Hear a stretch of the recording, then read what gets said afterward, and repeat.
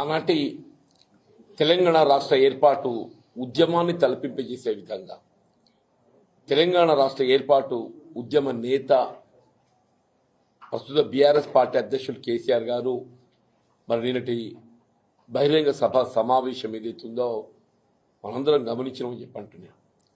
మిత్రుడు విద్యాసాగర్ రావు గారు జిల్లా బీఆర్ఎస్ పార్టీ అధ్యక్షులు, మిత్రుడు కొప్పల ఈశ్వర్ గారు మాజీ మంత్రివర్యులు, సోదరి దావ వసంత గారు మాజీ జిల్లా ప్రజా పరిషత్ అధ్యక్షురాలు, అట్లాగే మా మిత్రులు మాజీ శాసనసభ్యులు సుంకె రవిశంకర్ గారు, మిత్రులు లక్ష్మణస్వరరావు గారు, బాపిరెడ్డి గారు, హరిచరణరావు గారు, శ్రీకాంత్ గారు, సమావేశంలో పాల్గొంటున్నటువంటి వివిధ హోదాల్లో ఉన్నటువంటి బీఆర్ఎస్ నాయకులు మిత్రులందరూ కూడా చెప్పంటున్నాను. అంటే వాస్తవంగా నిన్నటి కేసీఆర్ గారి యొక్క సభ మరొక్కసారి కేసీఆర్ ఆనాటి తెలంగాణ రాష్ట్ర ఏర్పాటు ఉద్యమాన్ని తలపింపజేసిందని చెప్పంటారు. ఇలా రాష్ట్రంలో ఏదైతుందో వారు 2 పర్యాయాలు ముఖ్యమంత్రిగా ఈ రాష్ట్రాన్ని జాతీయ స్థాయిలో అంతర్జాతీయ స్థాయిలో నిలబెట్టినటువంటి ఘనత కేసీఆర్ గారికి దక్కితే ఆనాడు మరి కాంగ్రెస్ పార్టీ మరింత మేలైన ప్రభుత్వం ఇవ్వడం జరుగుతుందనేటువంటి ఒక భావన ఆశల పల్లకిలో ప్రజానీకాన్ని ఊరిగింపచేయడంతో సరే మార్పు చేయడం జరిగింది. ఏ మార్పు అయినా కానీ మంచి కోసం జరగాలి. కానీ జరిగిందేంటి?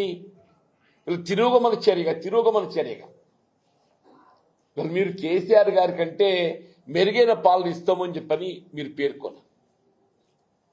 మరి జరుగుతుందేంటి? ఇప్పుడే మిత్రులు ఈశ్వర్ గారు చెప్పిండే మరి దేశంలోనే ఎక్కడ లేని విధంగా అన్నాడు రైతాంగానికి పెట్టుబడి సమకూర్చే విధంగా రైతు బంధు కార్యక్రమాన్ని అమలు చేసి తలబెడితే వీళ్ళు 3 పంటలు కొట్టిండే 3 పంటలు కొట్టి ఈసారి ఏదైతుందో రబీకి సంబంధించి 2వ ఎకరానికి వాళ్ళు ఇస్తా అని చెప్పని పేర్కొంటుండే చెప్పండి. వీళ్ళ పంటల బీమా పథకం వీళ్ళ ప్రకృతి వైపరీత్యాలతో పంటలు నష్టపోతే రైతాంగాన్ని ఆదుకోవటానికి కొరకు పంటల బీమా పథకం అమలు చేస్తామని చెప్పాను. దాన్ని ఊసేలేదు. భూమి లేని నిరుపేదలకు ఏదైతుందో ప్రోత్సాహకంగా ఎకరానికి 1000 రూపాయలు ఇస్తామని చెప్పిండ. ఆ ఆలోచన అమలు కార్యక్రమం లేదని చెప్పంటున్నాను నేను. వీళ్ళ కళ్యాణ లక్ష్మి ఆడబిడ్డలకు ఏదైతుందో ఒక వరంలాగా కుటుంబాన్ని ఆదుకోవటానికి కొరకు మరి ఆనాడు కేసీఆర్ గారు 50,000తో ఆరంభింపజేసి 1,00,000 రూపాయలకు చేరిస్తే దానికి తులం బంగారం జోడిస్తామని చెప్పని పేర్కొంది. తులం బంగారం కాదు కదా, అసలు ఇచ్చే 1,00,000 రూపాయలు కూడా ఏదైతుందో పెళ్లి నాటి ఇవ్వాల్సినటువంటి 1,00,000 రూపాయలు వీళ్ళ ప్రసూతి నాడు ఇచ్చే పరిస్థితి ఎదురవుతుందని చెప్పండి. ఆ ప్రసూతి కూడా అందడం లేదు చెప్పండి. ప్రసూతి సహాయం కేసీఆర్ కిట్ నీకు నిజంగా కేసీఆర్ గారి పేరట అమలవుతున్న కార్యక్రమం నీకు నచ్చకుంటే ఇందిరమ్మ పేరు పెట్టు. కానీ పథకం నిలిపేయడం ఏంటే నాకు అర్థం కాదని చెప్పంటాను నేను.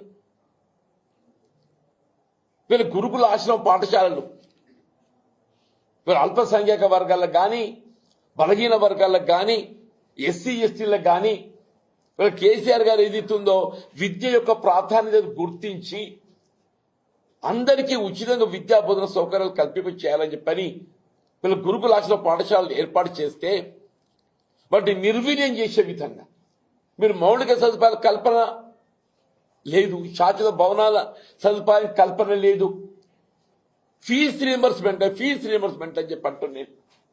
10,000 కోట్లు ఇలా పెండింగ్ బకాయిలు. ఇలా కేంద్ర ప్రభుత్వం విడుదల చేసినటువంటి 276 కోట్లు దాన్ని వినియోగించుకోలేక 25% నిధులు జోడించలేక రాష్ట్ర ప్రభుత్వం మరి మిత్రులు లక్ష్మణ్ కుమార్ గారు ఆయన శాఖ మరి ఏ విధంగా నిర్వహిస్తున్నా ఏంటో ఆయనకే తెలియాలని చెప్పంటున్నాను. మరి బెస్ట్ అవైలబుల్ స్కూల్స్ నిరుపేద వర్గాలకు ఏది ఇచ్చుతో ఇంత సమాజం నిరుపేద వర్గాలకు బెస్ట్ అవైలబుల్ స్కూల్స్ అని చెప్పంటున్నాను. అడ్మిషన్ చేరిక లేకుండా పోతుందని చెప్పంటున్నాను. ఏ ఒక్క కార్యక్రమం కూడా ఇవాళ మేము ఏదైతుందో ప్రజలు కోరుతున్నాయి మార్పు. ఇవాళ మేము కోరే మార్పు కాదు ఇది. ప్రజలు ఏదైతుందో ఈ రేవంత్ రెడ్డి పాలన పోవాలి, కేసీఆర్ గారి పాలన రావాలని ప్రజల్లో నానుడు వచ్చింది. మేము పాలన మార్పు కావాలని చెప్పి కోరుతున్నాం చెప్పినాం తప్ప రేవంత్ రెడ్డి గారి కీడు కోరలే. రేవంత్ రెడ్డి గారి కీడు కోరలే. కేసీఆర్ గారి నోటంటే గాని మా నాయకులు ఎవరి నోటంటే గాని భౌతికంగా రేవంత్ రెడ్డి కీడు కోరలే. ఇదే ముఖ్యమంత్రిగా నువ్వు నీ పాలన అంతా మెరుగుకుంటే మరోసారి అధికారికి వస్తా అని చెప్పి చెప్పుకుంటున్నావు. కేసీఆర్ గారి ఏదితో ఒక ఉద్యమం అయితే తెలంగాణ రాష్ట్రాన్ని సాధించిందయా. తెలంగాణ రాష్ట్రాన్ని నువ్వు ముఖ్యమంత్రి అయ్యే అవకాశం లభించిందంటే అది కేసీఆర్ గారి పుణ్యం అని చెప్పంటున్నాను నేను. అన్నాడు వారు ఉద్యమించకున్నట్టు తెలంగాణ రాష్ట్రం ఏర్పడేదా నువ్వు ముఖ్యమంత్రి అయ్యేటోడివే. నువ్వు సీట ఇదేనానే ఊరి తీస్తావే ఊరి. నిజంగా కూడా చెప్పంటున్నా ఒక పాలక పక్షంగా ప్రభుత్వం ఏదైతుందో ప్రజాస్వామ్యయుతంగా ప్రతిపక్షాలు బలంగా ఉండాలని కోరుకోవాలి. అటువంటిది ఏదైతుందో వాస్తవాలు మాట్లాడుతుంటే దాన్ని భిన్నంగా విమర్శనాత్మకంగా నువ్వు మేడిగడ్డ సందర్శించినవా. నేను కేసీఆర్ గారు ఏదైతుందో జగిత్యాల పర్యటన సందర్భంగా ప్రజా ఆశీర్వాద సభ అంత గొప్పగా జరుగుతుంటే నువ్వు జీర్ణించుకోలేక ఏదో నిద్ర లేచినట్టు నటించటం. మేడిగడ్డ కురింగిపోయింది. ఎన్నడు కురింగింది? 30 మాసాలైంది. 2 పిల్లలు కురింగినాయి. దాన్ని నిర్మాణం చేసింది ఎవరు? వీళ్ళ ఎల్ఎన్టీ పబ్లిక్ అండర్టేకింగ్. అది అసలు నిజంగా ఎల్ఎన్టీకి అంతర్జాతీయ స్థాయిలో గుర్తింపు ఉంది. అది ఎవడు చెప్తే ఏంటోడు కాదా. ఎల్ఎన్టీ నిర్మాణ సంస్థ అనేది ఏదైతే ఉందో అంతర్జాతీయంగా గుర్తింపు పొందింది. అది ఎవరి సలహాలు సూచన చేస్తే అది తప్పులు చేసేటువంటి సంస్థ కాదు. అది సరే పిల్లలు కుంగినాయి, దురదృష్టం. అది అవి మరమ్మతు చేసుకుంటూ 400 కోట్లు అవుతాయి. ఎక్కువ మరమ్మతు చేసుకుంటూ 400 కోట్లు అవుతాయి. 30 మాసాలు గడిచింది. ఎన్డీఎస్ఏ జాతీయ సంస్థ ఏదైతుందో వాళ్ళు సంవత్సర కాలం దాన్ని నార్చిండ్రు, పెండింగ్ పెట్టిండ్రు. వాళ్ళు రిపోర్ట్ ఇచ్చి సంవత్సర కాలం గడిచిందే. దాని పునర్నిర్మాణం ఈ పాటికి అయిపోయేది ఉండే. అని చెప్పి అంటున్నాను. నువ్వు ఎంతవరకు కేసీఆర్ గారిని ఒక దోషిగా నిలబెట్టే ప్రయత్నం తప్పేదైతుందో ఈ తెలంగాణ రాష్ట్ర భవిష్యత్తు అని చెప్పండి, జీవన ఆధారం. మేడిగడ్డ ఇవాళ ఏదైతుందో ఈ తెలంగాణ రాష్ట్ర భవిష్యత్తు జీవన ఆధారం అని చెప్పంటాడు. స్థానాలు మేము కూడా మాట్లాడినాం. ఇప్పుడు ప్రాణహిత నదీ జలాలు తుమ్మడియేటి వద్ద నిర్మాణం చేసే అవకాశం ఉంటే నిర్మాణం చేయాలని చెప్పినమే. కేసీఆర్ గారు ఏదైతుందో మహారాష్ట్ర ప్రభుత్వంలో ఒప్పందంలో భాగంగా 145 మీటర్లతో ఒప్పందం వారే కుదిర్చిండ్రు. కేసీఆర్ గారే, నువ్వు చేసింది కాదు. అలా మనం ఆశించిన జలాల లభ్యత పొందలేకపోతున్నామని చెప్పని దిగువ 100 మీటర్లకు వచ్చిందా. పని వల్ల కట్టి నీళ్లు పెట్టిన పొయ్యి అన్నట్టు ఏదైతుందో మొత్తం లిఫ్ట్లు నీకు సిద్ధంగా ఉన్నాయి.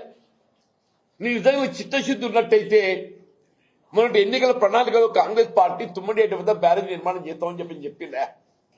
ఆ 140 మీటర్లలో బ్యారేజ్ నిర్మాణం చేసి మరి జలాలు తరలించి సుందీలో పట్టుకొస్తే ఒక లిఫ్ట్ తో వస్తున్నాయి కదా. 3 ఏళ్ళు గడుస్తుంది, 30 మాసాలు గడుస్తుంది. 3 ఏళ్ళు 30 మాసాలు గడుస్తుంది. నువ్వు ఎందుకు నిర్మాణం చేయలేకపోయినవే? అదే కేసీఆర్ గారు ఏదిస్తుందో తెలంగాణ రాష్ట్ర భవిష్యత్తు జీవనాధారం అని చెప్పని భావించి ప్రాణహిత నదీ జలాల వినియోగానికి ఏదైతుందో ఉన్న పరిష్కార మార్గం 100 మీటర్ల ఎత్తుతోనైనా ఒక 2 లిఫ్ట్లు అదనంగా మనపై భారం పడుతుంది. అయినా కానీ పుష్కలంగా నీరు లభిస్తుందా?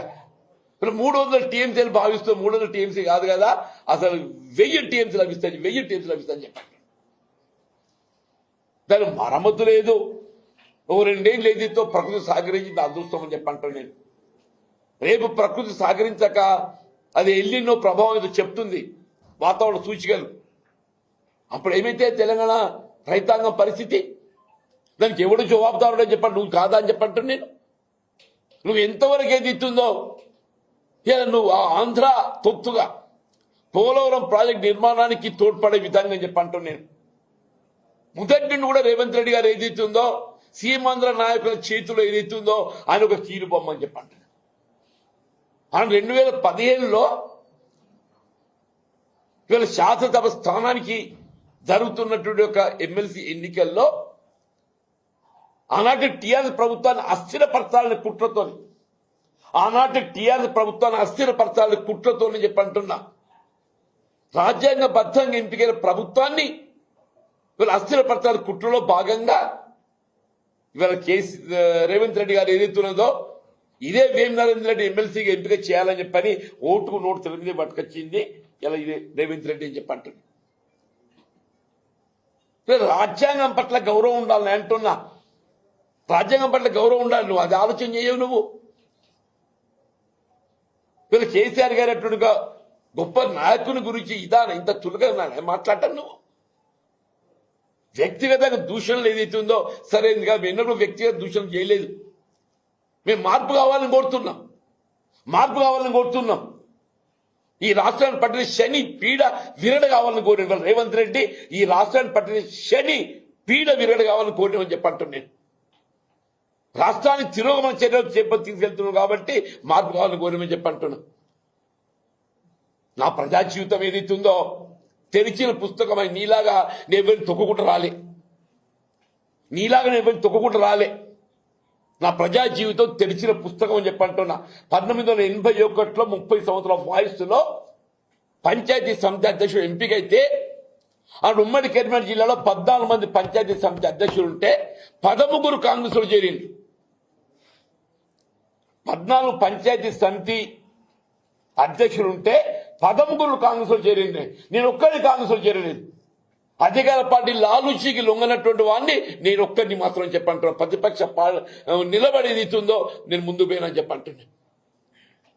ఎన్టీ రామారావు ప్రభుత్వ హయాంలో ఏదైతుందో భాస్కర్ రావు గారిని ఎప్పుడైతే మంత్రివర్గంకి తొలగింప చేయడం జరిగిందో నేను ఆనాడు ఏదైతుందో నా మంత్రి పదవి నేను రాజీనామా చేసిన. నన్ను తొలగించలే. నా మంత్రి పదవి రాజీనామా చేసేది ఇస్తుందో భాస్కర్ రావు గారిని మంత్రివర్గంకి తొలగించడం ఏదైతుందో ఇది సరైన నిర్ణయం కాదు అని చెప్పని భాస్కర్ రావు గారి పక్షాన్ని నిలబడ్డని చెప్పంటాను. నేను కాదా, కాంగ్రెస్ పార్టీ నిలబడ్డది. ఇందిరాగాంధీ నిలబడ్డది. కాంగ్రెస్ పార్టీ నిలబడ్డది. కానీ భాస్కర్ రావు గారిని తొలగించడం ఏదైతుందో అప్రజాస్వామ్యం అని చెప్పని కాంగ్రెస్ పార్టీ మద్దతు నిలబడ్డదని చెప్పంటున్నా. రేవంత్ రెడ్డి తెలుసో తెలియదు అది. మరి భాస్కర్ రావు గారికి తదుపరి కాలంలో పార్లమెంట్ సభ్యుడిగా అవకాశం కల్పించేది కాంగ్రెస్ పార్టీ. నాదేళ్ల భాస్కర్ రావు గారికి తదుపరి కాలంలో పార్లమెంట్ సభ్యుడిగా ఖమ్మంకి వెళ్ళేది అవకాశం కల్పించేది కాంగ్రెస్ పార్టీ. నేను చట్టాల గురించి మాట్లాడడం లేదు, రాజ్యాంగం గురించి మాట్లాడడం లేదు. రాజ్యాంగం గురించి మాట్లాడితే 84లో ఏదైతుందో అసలు పార్టీ ప్రేమలో చట్టమే లేదు. 84లో పార్టీ ప్రేమలో చట్టమే లేదు. పార్టీ ప్రేమలో చట్టం అమలుకి వచ్చింది ఎన్నడూ 85లో వచ్చింది రాజీవ్ గాంధీ గారు ప్రధానమంత్రి అయిన తర్వాత. అయినప్పటికీ ఏదైతుందో ఆంధ్ర ఉమ్మడి ఆంధ్రప్రదేశ్ శాసనసభ రద్దయిన తర్వాత నవంబర్ 1984 ఉమ్మడి ఆంధ్రప్రదేశ్ శాసనసభ రద్దయింది. ఇది రద్దయిన తర్వాత డిసెంబర్లో ఏదైతుందో పార్లమెంట్ ఎన్నికలు వస్తే పెద్ద చొక్కారావు గారు పార్లమెంట్ సభ్యుడిగా కాంగ్రెస్ పార్టీ అభ్యర్థి పోటీ చేస్తే ఏదైతుందో మేమందరం కాంగ్రెస్ పార్టీ మద్దతు తెలుపుతామని చెప్పంటారు. నీలాగా అప్రజాస్వామికంగా రాజ్యాంగ నిబంధనలు ఉల్లంఘించి కాదు, రాజ్యాంగం పట్ల గౌరవం ఉన్నటువంటి ఒక నిబద్ధత గల నాయకుడిగా మా ప్రజా జీవితం కొనసాగిందని చెప్పంటున్నా. మేము ఆనాడైనా ఈనాడైనా ఎన్నడైనా రాజ్యాంగ నిబంధనలు కట్టుబడి మా ప్రయాణం కొనసాగిందని చెప్పంటున్నా. 2014లో నేను ఒకే ఒక్క శాతం తప్పినాయా. మొత్తం 3 ఉమ్మడి జిల్లాలలో కరీంనగర్, నిజామాబాద్, ఆదిలాబాద్ ఉమ్మడి జిల్లాలలో ఎంపికైన ఒక సభ్యుడు విఠల్ రెడ్డి గారు బీఆర్ఎస్ లో చేరితే నేను ఒకే ఒక్కరిని మిగిలినని చెప్పంటున్నాను. 2019లో శాసన మండలి సభ్యుడికి ఎంపికైనాడు ఏదైతుందో అసలు పార్టీ పేరు చట్టమే అడ్డం కాదు, నేను ఏకైక సభ్యుని కాబట్టి. అయినా కానీ ఒక నిబద్ధత గల నాయకుడిగా నేను ఎంపీ కావడం తోడ్పడ్డది కాంగ్రెస్ పార్టీ కాబట్టి అని నేను శాసన మండలిలో నేను ఉంటే పోరాటం చేసింది అని చెప్పంటాను. ఇవాళ ఏదైతుందో నేను 4 దశాబ్దాలు కాంగ్రెస్ పార్టీ బలోపేతం కోసం ప్రయత్నం చేసి పోరాటం చేస్తే ఇవాళ నేనే నా కార్యకర్త నా గురించి మాట్లాడతాడా. నేను 4 మున్సిపల్ చైర్మన్ కావడం తోడ్పడ్డా. మీరందరూ సజీవ సాక్షులు. ఇలా జగిత్యాల మున్సిపల్ 4 మున్సిపల్ చైర్మన్ అయిన 4 మున్సిపల్ చైర్మన్ కావడానికి తోడ్పడ్డా చెప్పంటున్నా. ఒక 10 మంది జడ్పీటీసీ ఎంపీపీలు అయిందని చెప్పంటున్నా. ఒక 100 మంది మున్సిపల్ కౌన్సిలర్స్ అయిందని చెప్పంటున్నా. ఒక 100 మంది ఎంపీటీసీలు అయిందని చెప్పంటున్నా. నేను మొత్తం తెలంగాణ రాష్ట్రంలో అంటే నేను తోడ్పడ్డా అత్యధికంగా ఏదైతుందో ఇవాళ ద్వితీయ శ్రేణి నాయకత్వం ఏదైతుందో ఎదిగొచ్చింది ఎక్కడ అని చెప్పంటే చికిత్స నియోజకవర్గం నీలాగా తొక్కకుండా కాదయా, నేను ప్రోత్సహించుకుంటూ వచ్చిన మెట్టు ఎక్కుకుంటూ వచ్చిన అని చెప్పంటాను నేను. ఇవాళ విమర్శనే ఇవాళ సమాధానం కాదు, నిర్మాణాత్మకంగా వ్యవహరించాలంటాను. నువ్వు వచ్చినావు నాయన మేడిగడ్డకు, ఏదో నాయన అది నిర్మాణం చేస్తావు అని చెప్పి దాని సంగతి చెప్పరా నాయన. అసలు మేడిగడ్డ నిర్మాణం ఏం చేయబోతున్నావు ముందు కానీ చెప్పు. అది పునర్నిర్మాణం ఎప్పటిలో చేయబోతావు చెప్పు అని చెప్పంటాను నేను. 30 మాసాలు గడిచిందే, సాయిల్ టెస్టింగ్ ఇంకా 6 నెలలు అంటుండే. సాయిల్ టెస్టింగే 6 మాసాలు అంటుండు. అంటే 6 మాసాలు చివరికి అయిపోతే డిసెంబర్ జనవరి వస్తుంది. తదుపరి డిజైన్స్ రూపొందిస్తాడు. నువ్వు ఎప్పుడు పునర్నిర్మాణం చేస్తావు? ఎప్పుడు తెలంగాణ రాష్ట్ర భవిష్యత్తు? నీకు అసలు చిత్తశుద్ధి ఉందా? ఇవాళ ఏదైతే మేడిగడ్డ కాళేశ్వరం ప్రాజెక్ట్ ఏదైతుందో కేవలం తెలంగాణ రాష్ట్రానికి పరిమితం కాదు, అంతర్జాతీయ స్థాయిలో బహుళార్థ ప్రాజెక్ట్ ఏదైతుందో ఎత్తిపోతలు ఇవాళ ఉన్నది ఏదైతుందో ఈ కాళేశ్వరం ప్రాజెక్ట్ అని చెప్పట్టు. నువ్వు నిజంగా 9 మీద కడితే కట్టున్నావు, నీకు చేత కాదు. ఇలా మళ్ళీ భవిష్యత్తులో ఏదైతుందో ఇలా మేడిగడ్డ పునర్నిర్మాణం చేయబడాలంటే నీ చేత అయితే కామో తెలియదు కానీ కేసీఆర్ గారి యొక్క నాయకత్వం లోపల యావత్ తెలంగాణ రాష్ట్రానికి జీవనాధారమైనటువంటి యొక్క మేడిగడ్డ బ్యారేజ్ పునరుద్ధరణ చేసి యావత్ తెలంగాణ రాష్ట్ర సస్యశ్యామలమయ్యే విధంగా సాగునీరు త్రాగునీరు అందింపజేయటం బీఆర్ఎస్ పార్టీ కేసీఆర్ గారితో మాత్రమే సాధ్యమవుతుందని చెప్పి పేర్కొంటామని చెప్పంటారు. నేను చెప్పి హైదరాబాద్కు వచ్చిండే. హైడ్రా అంటే ఏదైతుందో ఎవడైనా చెరువులు ఆక్రమించి ఉన్నోడు భవనాలు నిర్మాణం చేసే వాని తొలిగించవా? వాని జోలికి ఓడు, ఎవడు గరీబ్ ఓడున్నాడు వాని తొలిగి పోతాడని చెప్పంటు నేను. వీళ్ళు మూసి ప్రక్షాళన చేయలేను ఆయన, మూసి ప్రక్షాళన చేయి. ఆ మూసి ప్రక్షాళన మాట్లాడాడు. మూసి సుందరీకరణ ఎవరికి కావాలనే? మూసి ప్రక్షాళన కావాలి. ప్రక్షాళన చేయు అని చెప్పి అంటున్నాం. సీవరేజ్ ట్రీట్మెంట్ ప్లాంట్లు పెట్టు అని చెప్పి అంటున్నాం. అది చేయడు. మీరు ఎంతోనూ ప్రజాపాలన ఎక్కడ నీ ప్రజాపాలన? వీళ్ళ ప్రజాపాలన అనే నెపంతోనేది ప్రజానికాన్ని వంచే ప్రయత్నం చేస్తుంది. ప్రజాపాలన అనే నెపంతోని ప్రజానీకాన్ని వంచే ప్రయత్నం చేస్తున్నారని చెప్పి అంటున్నా.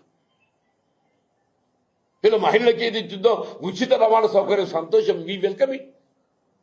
మరి రాష్ట్ర రోడ్డు రవాణా సంస్థ కార్మికులు ఏదైతే ఉందో రేపు మన సమ్మెపాట ఎందుకు పోతున్నాయా? రాష్ట్ర రోడ్డు రవాణా సంస్థ కార్మికులు ఏదైతే ఉందో ఈ అర్ధరాత్రి నుండి ఏదైతే ఉందో సమ్మెకు పోబోతున్నారు. ఆనాడు కేసీఆర్ గారు ఏదైతున్నదో రాష్ట్ర రోడ్డు రవాణా సంస్థలు ప్రభుత్వం విలీనం చేసుకొని ప్రభుత్వ ఉద్యోగస్తులతో సమానంగా వాళ్ళ వేద భత్యాలు పీఆర్సీ కల్పిస్తా అని చెప్పాను అన్నాడే. రిటైర్మెంట్ బెనిఫిట్స్ ఇస్తా అని చెప్పాను అన్నాడు. ఏమైందే? ఉచిత విద్యుత్తు పాపం ఆర్టిజాన్స్ అని చెప్పి అంటున్నా. అసలు ఉచిత విద్యుత్ రాష్ట్రంలో అమలవుతుందంటే క్షేత్రస్థాయిలో దాన్ని అమలు చేసేది ఎవరు? ఆర్టిజాన్స్ అని చెప్పి అంటున్నా. వాళ్ళు సమ్మెబాట పట్టిండ్రు. మన విద్యుత్ ఉత్పాదన ప్రాజెక్ట్ నిర్మాణానికి తోడ్పడుతుంది మన సింగరేణి బొగ్గుగని కార్మికులు అని చెప్పి అంటున్నాను. సింగరేణి బొగ్గుగని కార్మికులు అని చెప్పి అంటున్నాను. సింగరేణి బొగ్గుగని కార్మికులకు ఏది ఇస్తుందో వాళ్ళకు కల్పిస్తా అన్నటువంటి ఒక రిటైర్మెంట్, వాళ్ళకు కంపల్సరీ అపాయింట్మెంట్ ఏది లేదు. చివరి కాంట్రాక్ట్ అవుట్ సోర్సింగ్ ఉద్యోగస్తులు కూడా ఇది ఉంటుందో ఊడుతుందో అని చెప్పంటున్నాను. ఇలా కాంట్రాక్ట్ అవుట్ సోర్సింగ్ ఉద్యోగస్తులు కూడా అభద్రతతోని చివరి మన శాంతి భద్రతలు పర్యవేక్షించేటట్టుగా హోంగార్డ్, మన శాంతి భద్రతలు పర్యవేక్షించేటట్టుగా హోంగార్డ్స్ అని చెప్పంటున్నారు. పాపం ఎన్నైనా ఆలోచన చేస్తున్నావు వాళ్ళ గురించి? వాళ్ళు వైద్య సదుపాయాలు కల్పించాలి, వాళ్ళ కంపల్సరీ అపాయింట్మెంట్ ఇవ్వాలి. అంగన్వాడీ ఆయాలు ఉన్నారు. ఎవరి గురించి నీ ప్రజాపాలన అంటూ నేను నీ ప్రజలుగా ఎంతవరకు ఏదో నువ్వు నీ తాబేదారు తప్ప ఎవరికైనా ఆలోచన చేస్తున్నావా? మీ ఇదంతా సహించలేక ఏదైతుందో నేను కాంగ్రెస్ పార్టీ ఒక క్రమశిక్షణ కార్యకర్తగా నేను ఆశించిన ప్రభుత్వం వేరు, నేను ఆశించిన ప్రభుత్వం వేరంటున్నాను. కాంగ్రెస్ పార్టీ అధిష్టాన ఆలోచన విధానం రాహుల్ గాంధీ గారు ఏదైతుందో రాజ్యాంగం చేతబుని జై బాబు జై భీమ్ జై సంవిధాన్ నినాదం ఇచ్చిండే. ఏమైందే జై బాబు జై భీమ్ జై సంవిధాన్? రాహుల్ గాంధీ గారికి తెలంగాణ రాష్ట్రం ఏమవుతుందో కనబడతలేదా? రాహుల్ గాంధీ గారికి తెలంగాణ ఏమవుతుందో కనబడతలేదా? తెలంగాణ రాష్ట్రానికి రాజ్యాంగ నిబంధనలు వర్తించాయా? జీవన్ రెడ్డి గారికి 14 సార్లు టికెట్ ఇచ్చిన నాకు ఇది కథ గమ్ముతుందిరా, నాకు సమర్థత లేకుండా టికెట్ ఇచ్చిన అవే, నాకు ఎన్నికలో పోటీకి సమర్థత లేకుండా టికెట్ ఇస్తారు ఎవడన్నా? నేను చెప్పింది, నేను 2 సార్లు ఏదైతే కేసీఆర్ గారు తెలంగాణ రాష్ట్ర ఏర్పాటు ఉద్యమం జాగృతి చేయడానికి కొరకు ఏదైతుందో వారు పదవులు త్యాగం చేసి ఎన్నికలు పోటీ చేస్తే నన్ను దొరకౌట్ కమిటీని పెట్టిండు. అక్కడ అసలు చల్లించుడు వీకినాడు, ఎక్కడో వీకినాడు. మొన్నటి ఎన్నిక మత ఓటు డివిజన్ అనేది అవుతుందో మతతత్వంతో డివిజన్ అయితే నీకు పోటీ చేయడానికి మనకు అవకాశం ఇచ్చింది. 96 ఉప ఎన్నిక ఏదైతుందో మొత్తం దేశంలోనే ఒక ప్రతిపక్ష పార్టీ అభ్యర్థి 73% ఓట్ ఐ గాట్ పోల్డ్. నీలాగా కాదయా నేను ఎమ్మెల్సీ గెలిచిన అని చెప్పంటే రాజకీయాలకు అతీతంగా చెప్పంటారు, రాజకీయాలకు అతీతంగా ఆయన మొత్తం శాసన మండలి పరిధిలో ఇద్దరు ఎమ్మెల్యేలే. కానీ ఇవాళ 20 మంది ఎమ్మెల్యేలు పెట్టుకొని ఇదే రేవంత్ రెడ్డి గారు కాలుకు బల్బం కట్టుకొని మొత్తం జిల్లాలు తిరిగిండా. ఎందుకు గెలిపలేదు మన శాసన మండలి? ఇదే రేవంత్ రెడ్డి గారు ముఖ్యమంత్రిగా మొత్తం జిల్లాలు తిరిగిండు, పెట్టుబడి పెట్టిండు, మనం ఎందుకు గెలవలేదే? పార్లమెంట్ ఎందుకు గెలవలేదే? నీ సొంత నియోజకవర్గం కొడంగల్లో ఏదైతున్నదో ఈయన ముఖ్యమంత్రి కాకముందు బీజేపీకి అక్కడ 4,000 ఓట్లు వస్తే ఈయన ముఖ్యమంత్రి అయినాక అది 63,000 ఓట్లు వచ్చినాయి. కొడంగల్లో మహబూబ్నగర్ పార్లమెంట్ నియోజకవర్గ పరిధిలో శాసనసభ ఎన్నికల్లో 4,000 ఓట్లు వస్తే పార్లమెంట్ ఎన్నికల్లో అది 63,000 పెరిగింది, 59,000 ఓట్లు పెరిగింది అంటూ దానికి ఎవడు బాధ్యుడే? రాహుల్ గాంధీ గారు ప్రధానమంత్రి కాలేకపోయిందంటే ఎవడు బాధ్యుడు? నువ్వు కాదా? ఇంకా ఈయన రాహుల్ గాంధీ ప్రధానమంత్రి చేస్తారట, ఈయన రాహుల్ గాంధీ ప్రధానమంత్రి చేస్తారట. నీ మహబూబ్నగర్ ఓడగొట్టు, మహబూబ్నగర్ శాసనమండలి ఓడిపోయింది అన్న, అంటే శాసనమండలి ఓడిపోయింది మహబూబ్నగర్లో, చేవెళ్ళ ఓడిపోయింది, సికింద్రాబాద్ మల్కాజ్గిరి ఈయన ప్రాతినిధ్యం వహించిండు, ఒక్క సీటు గెలవలేదు. మల్కాజ్గిరిలో ఈయన పార్లమెంటే ప్రాతినిధ్యం వహించినాడు ఏదైతున్నదో ఒక్క అసెంబ్లీ సీటు కూడా గెలవలేదు అంటున్నా, పార్లమెంట్ గెలవలే. ఈయన కాంగ్రెస్ పార్టీ గురించి మాట్లాడతాడు. ఎంత నీ స్వార్థ ప్రయోజనాలు, నీ ఆర్థిక ప్రయోజనాలు తప్ప నీకేముంది అని చెప్పంటున్నాను నేను. నీ స్వార్థ ప్రయోజనాలు, నీ ఆర్థిక ప్రయోజనాలు తప్ప ఏముంది అని చెప్పంటున్నాను నేను. తెలంగాణ రాష్ట్రానికి ఏదైతుందో వీళ్ళు కేసీఆర్ గారే శ్రీరామ రక్ష అని చెప్పంటారు. అందరం కూడా కోరుకునేది కేసీఆర్ గారి ప్రభుత్వం తిరిగి రావాలని కోరుకుంటున్నాం. ఇది ఒక మా బీఆర్ఎస్ శిలుండే కాదు, ఇది యావత్ తెలంగాణ సమాజం కోరుకుంటుంది. ప్రజల నానుడు వచ్చింది. ఈ రాష్ట్రాన్ని పట్టిన శని పీడ విరడ కావాలి, ఈ రేవంత్ రెడ్డి పోవాలని చెప్పని రాష్ట్ర ప్రజానికే కోరుకుంటున్నాను చెప్పంటున్నాను. ఉంటావు 2 ఏళ్ళు నువ్వు ఉంటావు, నీ ఎవరొచ్చో తెలియదు. కాంగ్రెస్ పార్టీ ఎప్పుడేమైందో తెలియదు. కొసలేదాకా ఈయన ఉంటా అని చెప్పి అనుకుంటుండు నేను కొసలేదాకా ఉంటా అని చెప్పని. కానీ అధిష్టానం గమనిస్తుంది. ఈయన ఇప్పుడే పోయేదైతే బీజేపీ దానిలో చేరిండు.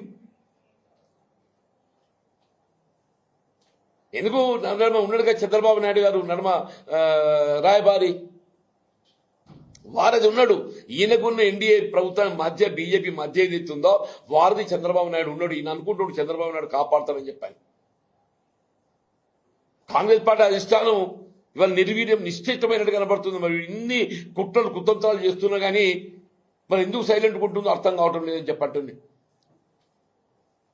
రాష్ట్రంలో కాంగ్రెస్ పార్టీ సుస్థిరంగా ఉన్నది, 66 స్థానాలు ఉన్నాయి. నీకెందుకే మళ్ళీ ఇంకా కొత్త సభ్యులు?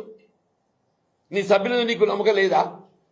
ఎందుకో కాంగ్రెస్ పార్టీ అధిష్టానాన్ని ఏదైతుందో ప్రెషర్ టాక్టిక్స్, నీకంటే కుంపటి ఏర్పాటు చేసుకోవాలి, నీకంటే కుంపటి ఏర్పాటు చేసుకోవాలి. దయచేసి ఏదైతుందో కనీసం నిన్నటి సభ కేసీఆర్ గారు ఏదైతుందో జగిత్యాల సభ అని చెప్పడం జగిత్యాలకి పరిమితం కాదు.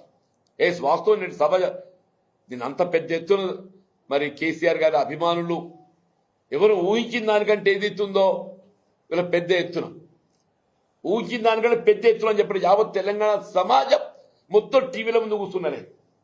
జగిత్యాల రోడ్ల మీద ఎట్లయితే ఎల్ఈడీల ముందు కూర్చున్నారో ఆ 8 గంటల సమయం లోపల ఎప్పుడు కేసీఆర్ గారు మాట్లాడతారు, ఏం మాట్లాడతారు, మా భవిష్యత్తు ఎట్లా నిర్దేశిస్తారు, మాకేం ప్రణాళిక ఇస్తారు అని ఆలోచిస్తున్న మొత్తం టీవీల ముందు కూర్చున్నారా. ఈయన రేవంత్ రెడ్డి అడ్డుకుందాం ఎన్ని కుట్రలు చేసినా కానీ నిన్న రేటింగ్ చూపెట్టు సంజయ్ వీళ్ళ కోర్టు ఎమ్మెల్యే గారు రేటింగ్ ఎట్లా పోయింది అని చెప్పారు. వ్యూవర్స్ ఏదైతుందో మీకు తెలుసు కదనే, ఛానల్స్ ఏదైతుందో ఇక్కడ కేసీఆర్ గారి ప్రసంగం అవుతుంటే అదే సమయానికి రేవంత్ రెడ్డి అక్కడ నేను ముఖ్యమంత్రిని కదా నాకు చూడు ఉందని చెప్పాను. సూచనుడు కావాలి కదా. ఇప్పుడు ఏదైనా కానీ ఏదైతుందో ఇవాళ రాష్ట్రంలో జరుగుతున్న పరిణామాలు, జగిత్యాల్లో జరుగుతున్న పరిణామాలు ఇక్కడ వాస్తవంగా కూడా ఎవరైనా పార్టీని వీడాలని ఎవరు కూడా భావించాం. ఇక్కడ వాస్తవంగా సఫికేషన్ 20 మాసాలు ఏదైతుందో నిజంగా కూడా నేను అంటే మానసికంగా నేను ఎదుర్కొన్నటువంటి ఒక ఇబ్బందులు క్షోభొచ్చే కేసీఆర్ గారు ఏదైతుందో పెద్ద మనసుతో నిన్న చెప్పాను నేను బహిరంగ సభలో. కేసీఆర్ గారు పెద్ద మనసుతో ఏదైతే నాకు చేయుతూ ఇచ్చిండ్రు, నన్ను హక్కును చేర్చుకున్నారని చెప్పంటారు, నా హక్కును చేర్చుకున్నారని చెప్పంటారు. నాకు బీఆర్ఎస్ పార్టీలో చేరే అవకాశం కల్పించి నా ప్రజా జీవితానికి ఒక నూతన అధ్యాయం ఆరంభింపబడ్డదంటున్నాను. నా ప్రజా జీవితానికి ఏదైతుందో ఒక నూతన అధ్యాయం ఆరంభింపబడ్డని చెప్పంటారు. ఇది ఏకైక లక్ష్యం ఏదైతుందో ఈ తెలంగాణ రాష్ట్ర పునర్నిర్మాణం, దాని కేసీఆర్ గారి యొక్క సారథ్యం లోపల బీఆర్ఎస్ పార్టీ ప్రభుత్వం నెలకొల్పబడ్డప్పుడు మాత్రమే మా అందరి యొక్క కర్తవ్యం నెరవేరుతుందనే ఒక భావన అభిప్రాయం వ్యక్తం చేస్తుంది. సీఎం రేవంత్ రెడ్డి మీరు ఏమంటారు? పదవి లేకుండా ఒక ఏడాది కూడా ఉండలేకపోయారా జీవన్ రెడ్డి అని అంటే నా అసలు నేను చెప్పిన నా రాజకీయ జీవితం తెలిసి కూర్చోవాలి. నేను 94కి వెళ్ళి 2004 దాకా పదవి లేకుంటున్నాను. ఒక్క నిమిషం, 94కి వెళ్ళి 2004 దాకా పదవి లేకుంటున్నా. 2014 నుంచి ఏదైతుందో 23 దాకా పదవి లేకుండా ఎన్నప్పుడు పదవి కాదు, శాసన మండలి సభ్యత్వం కూడా ఏదైతుందో రాజకీయాలకు అతీతంగా నాకు అవకాశం వచ్చింది. నాకు నిజంగానే పదవి కావాలని కోరుకున్నట్టయితే ఇప్పుడు చెప్పాను నేను, నాకు పార్టీ ప్రేమ చట్టం కూడా అడ్డు లేకుండే. 2019లో నీ ఏకైక శాసన మండలి సభ్యుని కాబట్టి నాకు పదవి లేకుండా కూడా పార్టీ ప్రేమ చట్టం నాకు అడ్డు లేకుండే. వీళ్ళు పదవి కాదు, వాళ్ళకి పదవి వస్తలేదు. ఇక్కడ కేసీఆర్ గారు ఏదైతుందో నాకు పోరాట లక్ష్యం అని చెప్పడం, వీళ్ళ ప్రజాక్షేత్రం లోపల ఏదైతుందో ప్రజల పక్షాన్ని నిలబడి పోరాటం చేసేటువంటి ఒక బాధ్యత చెప్పంటున్నా. ఇది పదవి కాదు. అందరం కూడా మేము 2 ఏళ్ళు రోడ్ల మీదనే ఉండాలి. పదవుల కోసం వెంపర్లాడేది రేవంత్ రెడ్డి. ఆయన ఎవరు వేం నరేందర్ రెడ్డి ఏం సేవ చేసిందే కాంగ్రెస్ పార్టీకి? వేం నరేందర్ రెడ్డి అనే అతడు ఏదైతుందో కాంగ్రెస్ పార్టీకి ఏం సేవ చేసిందని చెప్పంటు నేను. ఇవాళ రేవంత్ రెడ్డి గారికి ఒక వ్యక్తిగత సహాయకుడు ఆ చిన్నారెడ్డి గారికి ఇచ్చేది ఉంటే నేను అడగలే రాజ్యసభ. మీకు తెలుసో తెలియదు నాయన, నేను ప్రభుత్వం ఏర్పడ్డ నాడు కూడా నాకు మంత్రి పదవి కావాలని చెప్పి నేను ఢిల్లీ పోలే. రాష్ట్రంలో కాంగ్రెస్ ప్రభుత్వం ఏర్పడ్డ నాడు కూడా ఎవరైనా మంత్రి పదవి కావాలని చెప్పారంటే కాంగ్రెస్ పార్టీ అధిష్టానం ఢిల్లీలో ఉంటుంది కదా, నేను పోలే ఢిల్లీకి. పిసిసి అధ్యక్ష పదవి కొరకు కూడా నేను ఢిల్లీ పోలే. పిసిసి అధ్యక్ష పదవి నా పేరు ప్రకటింపబడి ఇదే పెట్టుబడిదారుల కుట్రతో ఎప్పుడైతే అది నిలిపివేయబడడం జరిగిందో నేను మళ్ళీ ప్రయత్నంలో భాగంగా నాకు కావాలని చెప్పి ఢిల్లీ పోలే. వీళ్ళ అవకాశాలు ఏదైతుందో సమర్థతతో వస్తాయి అనుకోండి, నేను అవకాశాలు సమర్థతతో వస్తాయని అనుకున్నా. ఇక్కడ కుట్రపూరితంగా ఏదైతుందో ఇలా రేవంత్ రెడ్డి గారు లాంటి వాళ్ళు ఏదైతుందో ఇవాళ పదవుల కోసం కాదురా నాయన, ఆత్మగౌరవం లేకుండా చేసిండు. వీళ్ళ ఆత్మ గౌరవం ఆత్మ అభిమానం కొరకు ఏదైతే ఉందో నేను బయటకు వచ్చినా చెప్పండి. నాకు ఆత్మ గౌరవం ఆత్మ అభిమానం ప్రధానం అని చెప్పంటున్నా. పదవులు కాదు. పదవుల వెంపర్లాట రేవంత్ రెడ్డి గుట్టాని తెలుగుదేశం పార్టీ తెలంగాణ రాష్ట్రం అధికారం రావటం సాధ్యం కాదు. అది తెలుసు. ఏం చేయాలి అధికారం రావాలంటే ఓ స్కెచ్ గీసిండు. ఎవరు? చంద్రబాబు నాయుడు గారు. ఆయననే ఇంకో ఈయన తొమ్మిది చూపెట్టిండు. ఇంకో నువ్వు ఈ బాట ఓరా నాయన. ఎవడైనా ఎమ్మెల్యే రాజీనామా చేస్తే ఎవరికి ఇస్తారా? స్పీకర్కి ఇస్తారు. ఎవరికి ఇవ్వాలి? ఈయన ఎవరికి ఇచ్చిండు? చంద్రబాబు నాయుడికి ఇచ్చి ఆయన మంచిగా దాన్ని భద్రంగా ఫ్రిడ్జ్లో తాళం వేసి పెట్టిండు. ఇవాళ టీడీపీ శాసనసభ్యుడిగా శాసనసభలో కొనసాగుతూ Congress party organisation working president. ఇగో ఇది చూడండి. ఈయన శాసనసభ సభ్యత్వం ఆమోదింపబడలేదు. స్పీకర్ గారికి దాన్ని ప్రతిపాదించలేదు, రెఫర్ చేయలేదు. కాంగ్రెస్ పార్టీ అధిష్టానం ఏదైతే ఉందో టీడీపీ సభ్యునికి ఏదైతే ఉందో కాంగ్రెస్ పార్టీ కార్యనిర్వాహక అధ్యక్షుడు వర్కింగ్ ప్రెసిడెంట్ ఇచ్చింది. ఇదంతా చంద్రబాబు నాయుడు గారి ఒక స్కీమ్. నా పార్టీ పేరు చెప్పుకోండి, నువ్వు నీకు గుర్తింపు లభించదురా నాయన. ప్రజల గుర్తింపు లభించాలని ఏమైనా ఉంటే కాంగ్రెస్ పార్టీకి ఉంటుంది. కేసీఆర్ గారు ఉద్యమ నాయకుడు, ఏదైనా ఉద్యమ ప్రదాత ఇచ్చిందని చెప్పి అనుకుంటే గుర్తిస్తే సోనియా గాంధీ గుర్తిస్తారు. నువ్వు ఇక్కడికి కాదు అక్కడ పోరా అని చెప్పని స్కెచ్ గీసి ఇది అదే స్కెచ్ నడుస్తుంది. పదవుల వెంపర్లాట నాకు కాదు, రేవంత్ రెడ్డికి. ఆయనే చెప్తాడు ఎప్పుడు నేను తొక్కుకుంటూ వచ్చినా అని చెప్పని. నేను ఎవరిని దొక్కలే. నాకు తెలిసిన పుస్తకం అని చెప్పంటున్నాను. నేను చెప్పిన నలుగురు మున్సిపల్ చైర్మన్లు కావడానికి నేను తోడ్పడ్డా అని చెప్పని. ఆయన ఎంతమంది మున్సిపల్ చైర్మన్ చేసిండే? నా జగిత్యాల నియోజకవర్గం లోపల ఏదైతే ఉందో నలుగురు మున్సిపల్ చైర్మన్లు కావడానికి నేను తోడ్పడ్డా. ఓ 10 మంది ఎంపీపీలు దరిపిడిలు కావడానికి తోడ్పడ్డా. ఓ 100 మంది ఎంపీటీలు కావడానికి తోడ్పడ్డా. ఓ 10 మంది కౌన్సిలర్లు కావడానికి తోడ్పడ్డా. ఎంతమంది చేసినవే? మైక్ ఉంది కదా, మాట్లాడడానికి అయిపోతుందా? మైక్ కూడా ఎవడో ఏదైనా మాట్లాడతానంటుంది ఇప్పుడు రేవంత్ రెడ్డి కథ. Thank you. బీసీలకు ఏదైతే మున్సిపల్ చైర్మన్ కానీ ఎంపీపీలు కానీ నష్టపోతుందని చెప్పి సవరణ జ్యోతి పేరు.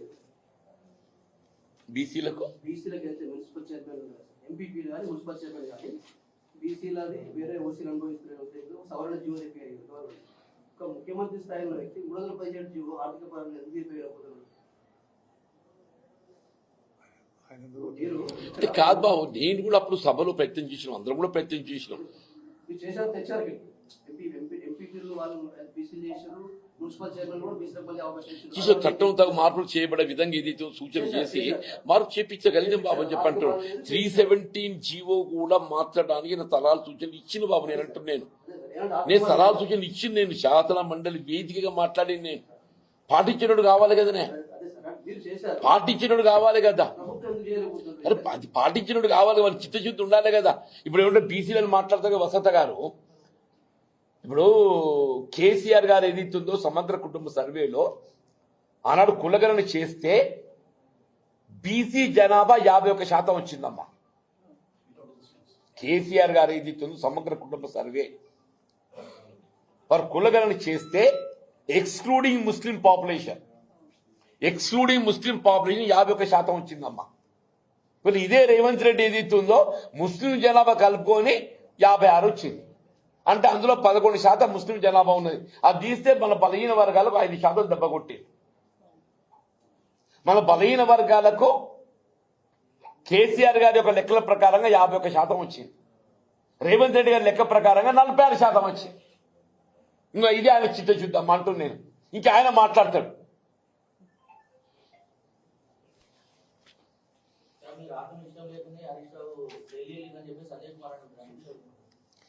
ఆయన సంజయ్ తెలిసి మాట. ఇప్పుడు కేసీఆర్ గారు ఎవరెవరికి ఏ బాధ్యతలు అప్పగిస్తారో ఆ బాధ్యత నిర్వర్తిస్తారా? హరీష్ రావు గారికి ఏదైతుందో మరి ఇదే పార్టీ ఫిరాయింపులకు సంబంధించిన అంశం ఏదైతుందో రేపు హైకోర్టులో వాదన రాబోతుంది. ఆ అంశం పైన ఇతర న్యాయ సంబంధించిన అంశాలపై చర్చ. మీరందరూ పేపర్ చదివిన కాదా ఇవి? వినోద్ కుమార్ గారు కనపడలేదు. ఇవన్నీ పేపర్ చదివిన, ఇవాళ మొత్తం పేపర్లో వచ్చింది. హరీష్ రావు గారు స్వయంగా ఏది ఇస్తుందో జగిత్యాల సభాస్థలి పర్యవేక్షించి వారి సలహాలు సూచనలు, కేసీఆర్ గారి యొక్క సభ అంటే ఏ విధంగా ఉండాలి, ఎట్లుండాలి, సభ్యులు ఎట్లకెళ్ళి రావాలి, ఎట్లకెళ్ళి పోవాలి, మైక్ సిస్టమ్ ఎట్లుండాలి, ఎల్ఈడి సిస్టమ్ ఎట్లుండాలి అని మొత్తం అనుభవాన్ని జోడించి ఏదైతుందో, ఇదే విద్యాసాగర్ రావు గారు, మన కొప్పులీశ్వరన్న, వసంత గారు అందరూ ఏదైతుందో మొత్తం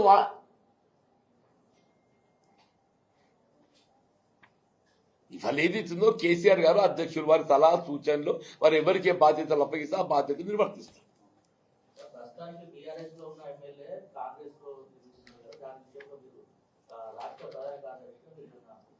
ఇప్పుడు ప్రజలు గమనిస్తున్నారే, నేనేమంటున్నా, వివరమైన రాజ్యాంగ నిబంధనలకు అనుగుణంగా మనం ఏదైతుందో బాధ్యత నిర్వర్తించాలి.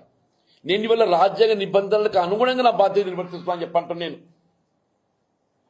ఆనాడు ఏదైతుందో శాసనసభ రద్దయిన తర్వాత, ఇట్ వాజ్ 1984, శాసనసభ రద్దయిన తర్వాత ఒక పౌరుడిగా ఏదైతుందో స్వేచ్ఛ నాకు ఉంది కాబట్టి నేను కాంగ్రెస్ పార్టీ ఇచ్చేది. ఇవాళ శాసన మండలి సభ్యత్వ పదవి కాలం ముగిసిపోయిందా? నేను ఒక పౌరుణ్ణి, నాకు స్వేచ్ఛ ఉన్నది. కాంగ్రెస్ పార్టీ విధానాలు ఏదైతుందో నీ ఆశించిన విధంగా కొనసాగుతలేవు. వీళ్ళ కాంగ్రెస్ పార్టీ అధిష్టానం ఏదైతుందో రాష్ట్ర పార్టీపై పట్టు కోల్పోయింది. రేవంత్ రెడ్డి ఏదైతుందో ఇదో ప్రైవేట్ లిమిటెడ్ కంపెనీ చేసింది. రేవంత్ రెడ్డి ఇవాళ రాష్ట్రంలో కొనసాగుతున్న ప్రభుత్వం ఏదైతుందో ప్రైవేట్ లిమిటెడ్ కంపెనీ. నేను ఆ ప్రైవేట్ లిమిటెడ్ కంపెనీలో చేరడం ఏదైతుందో నాకు ఇష్టం లేదు. నాకు స్వేచ్ఛ ఉంది పౌరుడిగా.